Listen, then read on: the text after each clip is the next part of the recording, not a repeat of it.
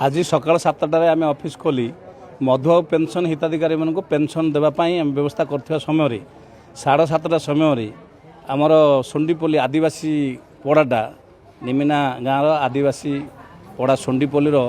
किसी लोक वृद्ध माने वृद्धा आसिक कहले 3 मास है आम खाता पैसा आसनी तुम सरपंच आमको ये पैसा दियो खाता ना क्या देवा हेनी बोले बाबू तुम खाता को आसो व्यस्त हो न सरकार आस्ते आस्ते हो 3 मास है आम कमी चलू बोले प्रतिवाद करी कहले जदि आमको देना ताहले तुम से भत्ता देवा हेनी आम चाय पकड़ कही चाय पकड़ हाँ उपस्थित आमर पीओ अच्छा जोगाण सहायक अच्छा आमर कार्यालय समस्त कर्मचारी अच्छा एडीओ आसनी बाकी समस्त अच्छा उपर अफिसर मानक मुझे कहीं जन जेहेतु पंचायत राज व्यवस्था सरपंच मान मूल्यहीन हो गला आ कौन कथा सरपंच मान रोनी तेणुक मुझे जनईनी कि जन आवश्यकता भी ना आ सरपंच मान मूल्य किसी ना गोटे पेनसन कराया सरपंच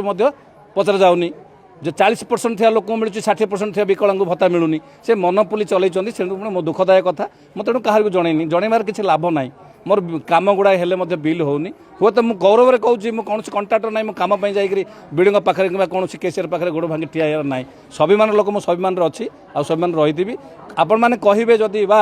जनइले कि मुझे मु पीओ कहली तू जनाओ जेहेतु सी सर्वसर्वा पंचायत राज व्यवस्था को पूरा लुप्त करदे पंचायत अर्थ आजिकल ना पंचायत अर्थ हो 5 लोक बसी पंचायत को विचार करने कथा जेहेतु थाना कचेरी भल मंद जहाँ कि ये निष्पत्ति होगा कथा ताहा ना तेणुक मु क्षोभर सहित कहूँ मुझे जनईनी कारण आ पंचायत राज व्यवस्था ना गोटे भत्ताटे करने ना एपरी अतीत आमर माननीय विधायक सेतु उद्घाटन करने भित्तिप्रस्तर देवाई आसते से कहले आ निमिनार भत्ता पाइब किए ना किंतु दुखदायक कथा मोर 100 लोक आवेदन कर भत्ता पाइबापी 31 तारीख दिन भत्ता माने भत्ता मेला कले से निमिना पंचायत बाद पड़ी कौन गोटे भी लोक भत्ता देना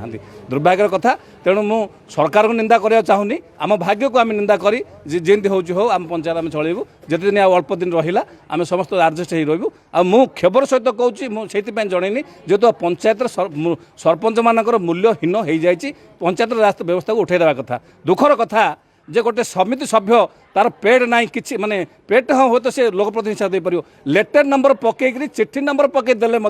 ग्रहण करुँच माने पंचायत राज उच्च पदस्थ अधिकारी मैंने जदि से कहबार अर्थ जो तुम जब समिति सभ्य गोटे रूम करके दियो एटा हे तो प्रशासन अधिकारी कहूनी राज्य सरकार को कहूँ जे तुम स्वतंत्र क्षमता दियो ऑफिस खोले जाओ से भत्ता दिया सरपंच मैंने भत्ता है पैसा आईलानी आमको गाली कर 3 मास भत्ता आईनी बोले आमको गाली कहते आम माँ भौणी सस्ता अच्छे आम गाली खाऊँ किंतु से उपर रोचे तेणु दुखदायक कथा कौन क्षेत्र में डेवलपमेंट होबार चान्स ना मो पंचायत मुझे खोलिकी कहूँ जे पंचायत राज व्यवस्था मुझे गोष्ठी अधिकारी कहली आज्ञा जे कम करूँ मोर एसएफसी सीएफसी कम सब सार जहाँ बड़का अच्छे सारी दियो किंतु गुरुत्व दौरान विकसित गाँ विकसित ओडिशा गुरुत्व दौर मुझे कहली अरे जो कम जाक हो जाए मो ओडिशा नवीन ओडिशा सरकार चेंज हो गला से नवीन पट्टनायक बापार दौनी।